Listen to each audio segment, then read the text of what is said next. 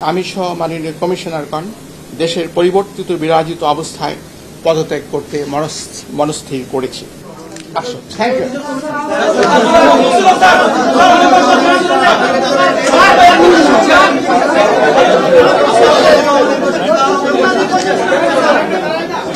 আমি সহ মাননীয় কমিশনারগণ দেশের পরিবর্তিত বিরাজিত অবস্থায় পদত্যাগ করতে মনস্থির করেছি।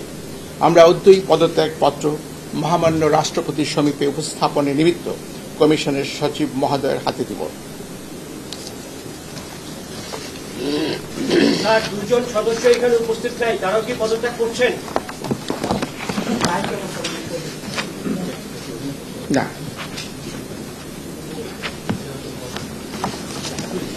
সচিব আসুন। Thank you.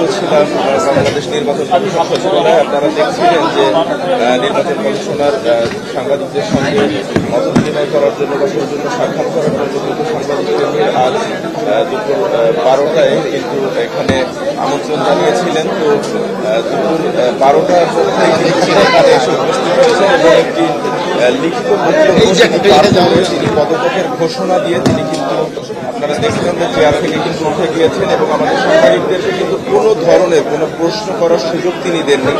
আমাদের গণমাধ্যমের পক্ষ থেকে তাকে অনুরোধ করা হয়েছিল বারবার যে কয়েকটি প্রশ্নের উত্তর দেওয়ার জন্য বা আমাদের গণমাধ্যমের কয়েকটি প্রশ্ন যেটা তিনি শোনেন, কিন্তু তিনি কোনো কথা কর্ণপাত না করে তিনি তার লিখিত বক্তব্যটি পাঠ করেই কিন্তু তিনি চেয়ার ছেড়ে উঠে চলে যান। আপনারা সরাসরি দেখছিলেন, আমরা যুক্ত রয়েছি বাংলাদেশ নির্বাচন কমিশন সচিবালয়ে।